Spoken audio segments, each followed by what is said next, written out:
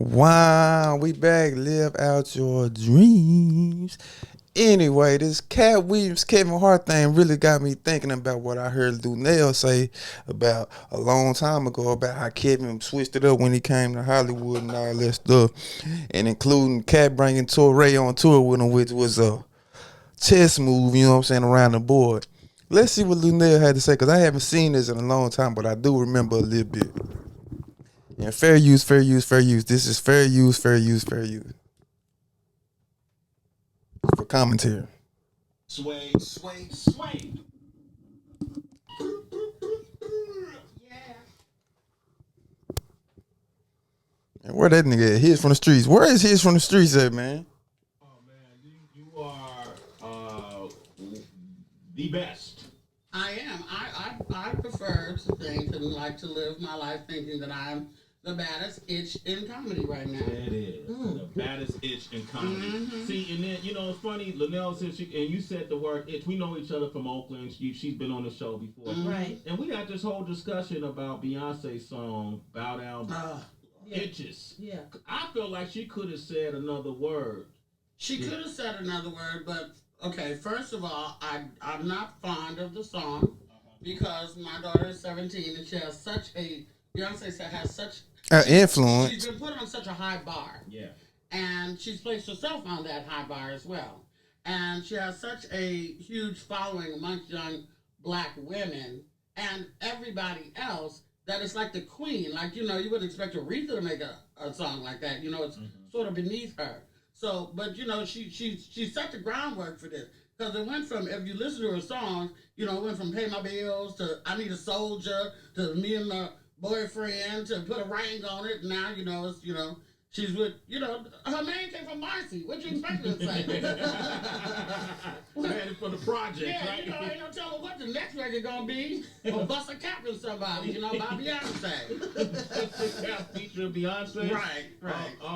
It's been in the comedy world, man. We were talking about this the other day. Because we've had Mike Epps on this show, and we've had Kevin Hart on this show. I love them both. You know them both, right? I do. And as a matter of fact, I'm in a film written and directed by Nick Cannon that's coming out at the end of the summer with Mike, Katt, Kevin, and myself. And it's called School Dance, and we all worked together last summer. And so how was the vibe on the set? The vibe on the set, for me, was wonderful, except there was a diva running around, and his initials are KH.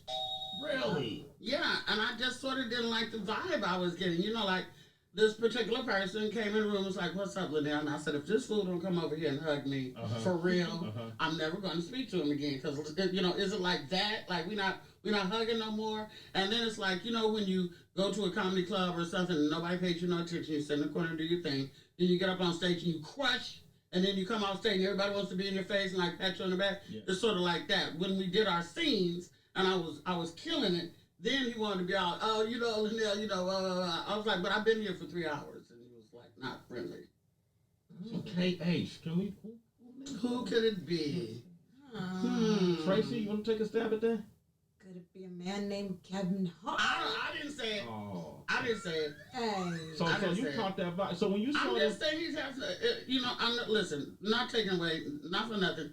He's been out there working, grinding, doing his thing, and he's quite amusing to a lot of people. Apparently, they're buying the tickets. I can't help it that I'm prejudiced against my friend. It'd be like if somebody else had a radio station and it was between me doing their show and yours. I'm gonna do yours. I'm loyal to that. Yeah. I was on the road with the baddest that ever did it since Richard Pryor, and he put me on. He's my friend. He's been my friend since Oakland, just like you, and that's Katt. So I have to remain loyal to my friend. The other fellow is good at what he does, and I'm not taking anything away from his work. I'm just saying that when people get a certain amount of money and they dump their wife and get the new video chick by their side with the 27-inch weave and all that, and they start strutting around. This is why I love Real House Husbands so much, because I think that the way the person, KH, is portrayed is exactly who he is.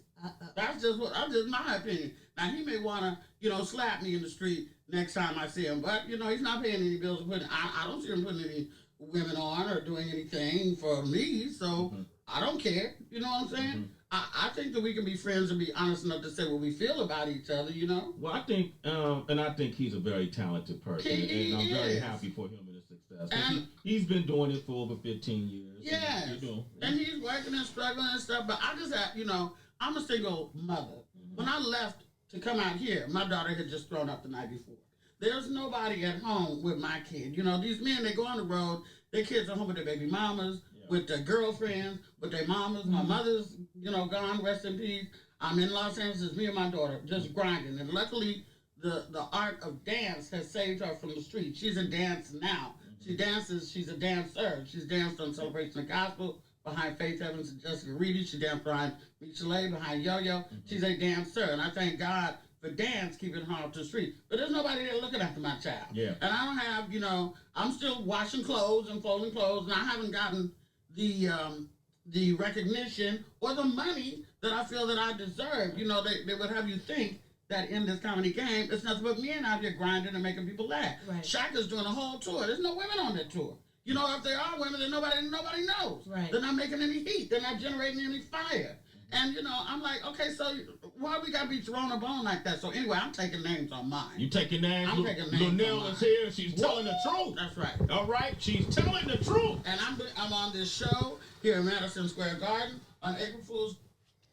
And that's all I wanted to say, man. Talk about how Luenell, she been in the game, how she seen how Kevin was doing what he was doing and how he switched it up with his wife and everything. People take note of that, and this is a long-standing beef. It's like Kevin and Katt been going at each other for a long time, and you know what I'm saying?